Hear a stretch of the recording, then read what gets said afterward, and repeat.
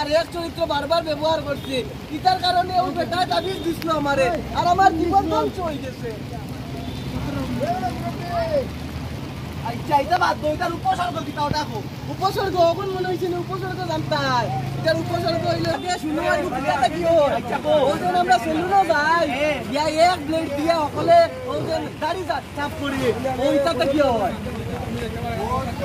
আর হইলো আমরা যে রক্ত লই ব্লাড ব্যাংক থেকে, এটা যাতে রেজিস্টারিত হয়।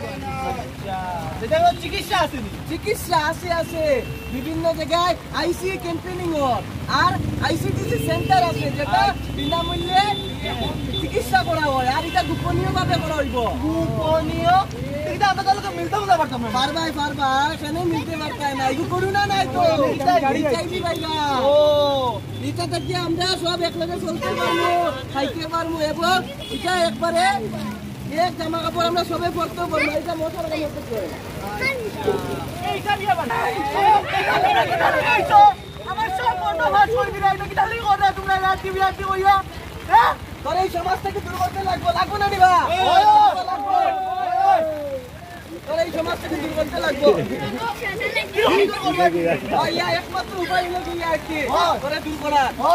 চলো বন্ধুরা, আমরা সবে একটা শপথ লই, আমরা একটা এইচআইভি মুক্ত সমাজ গঠন করে তুলি, আমরা নবপ্রজন্মের লাগি একটা সুস্থ সমাজ গঠন, সব সজাগ হই, সুস্থ সমাজ গঠন। ধন্যবাদ।